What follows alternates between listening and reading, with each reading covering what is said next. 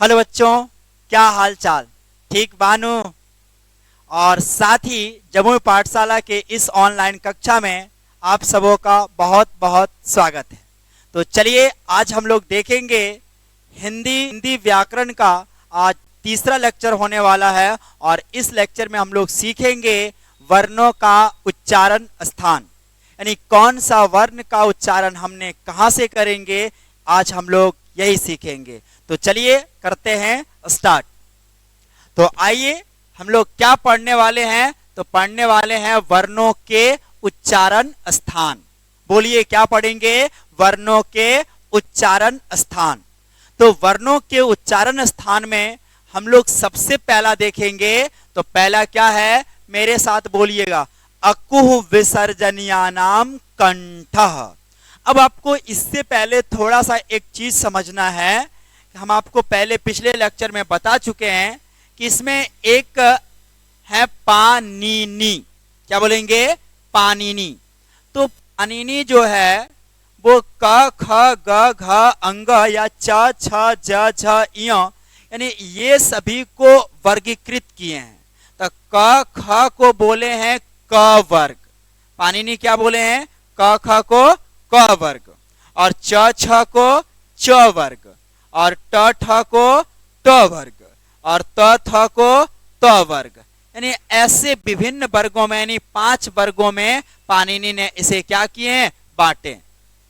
लेकिन वरदराज इसे क वर्ग नहीं बोल करके इसे बोलते हैं कु, यानी कु का मतलब हुआ क वर्ग, और चू का मतलब हुआ च वर्ग, और टू का मतलब हुआ ट वर्ग, और तू का मतलब हुआ त वर्ग, और पू का मतलब हुआ प वर्ग।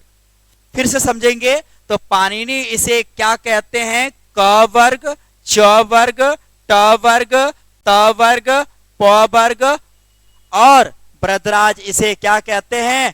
कु। क वर्ग को कु, च वर्ग को चू, ट वर्ग को टू, और त वर्ग को तू, और प वर्ग को पू।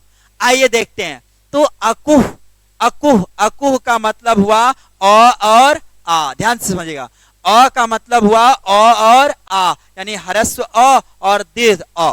उसके बाद कु का मतलब अभी तुरंत बताएं, कु का मतलब होता है क ख ग घ अंग, और ह का मतलब हुआ ह, यानी अ आ क ख ग घ अंग और ह, और साथ ही विसर्ग का, सबों का उच्चारण स्थान क्या होगा? कंठ होगा। सबों का उच्चारण स्थान क्या होगा? कंठ होगा। बोलिएगा मेरे साथ, अकुह विसर्जनीयानाम कंठः। अकुह विसर्जनीयानाम कंठ। क्या बोलेंगे? अकुह विसर्जनीयानाम कंठ कहिए या कंठ कहिए। अगर आप संस्कृत में बोलेंगे तो कंठः कहेंगे। क्या कहेंगे? कंठ। बोलिए, अकुह विसर्जनीयानाम कंठ। अकुह विसर्जनीयानाम कंठ, यानी अ आ क ख ग घ अंग, ह और विसर्ग का उच्चारण जो होगा, उच्चारण स्थान जो होगा, वो क्या होगा? कंठ होंगे। चलिए यहां तक में किसी को दिक्कत है क्या? बिल्कुल नहीं होंगे। आगे बढ़ेंगे। दूसरा क्या है? तो दूसरा है इचु यसा नाम। इचु यसा नाम तालु। इचु यसा नाम तालु। ई का मतलब हुआ ह्रस्व ई और दीर्घ ई। ई का मतलब हुआ ह्रस्व ई और दीर्घ ई। चू का मतलब हुआ च छ ज झ इया, और य का मतलब य और सा नाम। ध्यान समझिएगा, ई च छ ज झ इया, य और तालब स और तालब्य स और तालब्य स, सबों का उच्चारण स्थान क्या होगा? तालु या तालब्य। तालु या तालब्य। फिर से सुनिएगा, इचु यसानाम तालु। इचु यसानाम तालु, यानी ई और ई, च छ ज झ इया, और य और तालब स का उच्चारण स्थान क्या होगा? तालु या तालब्य। बोलिए यहां तक में किसी को दिक्कत है क्या? बोलिए यहां तक में किसी को दिक्कत है क्या? बिल्कुल नहीं होंगे। आगे बढ़ते हैं। आगे क्या है? तीसरा है री टू रसा नाम मूर्धा। री टू रसा नाम मूर्धा, और हिंदी में री केवल ह्रस्व री ही होते हैं, दीर्घ री नहीं होते हैं। तो आइए देखेंगे री टू रसानाम मूर्धा, यानी री और ट ठ ड ढ मूर्धन्य र और मूर्धन स, ये सभी का उच्चारण स्थान होगा मूर्धा। सभी का उच्चारण स्थान क्या होगा? मूर्धा। चलिए आगे बढ़ते हैं। आगे क्या है? आगे है चौथा लृतु लसानाम दंतः। लृतु लसानाम दंतः। लृ का मतलब लृ, लृ का मतलब लृ, लेकिन ये हिंदी में नहीं होते हैं, ये किस में होते हैं? संस्कृत में। तो आइए त थ द ध न ल और दंत स, ये सभी का उच्चारण स्थान क्या होगा? दांत। क्या होगा? दांत। ये आपको पता होना चाहिए कि कौन सा अंग कहां पे होते हैं। तो ये आपका है कंठ, ये आपका है कंठ। और बोलेंगे कंठ के बाद क्या आता है? ध्यान से समझिएगा, देखिएगा। कंठ के बाद दूसरा क्या है? तालु। तालु किसे कहेंगे? तो बोलिए च, छ, ज, ट।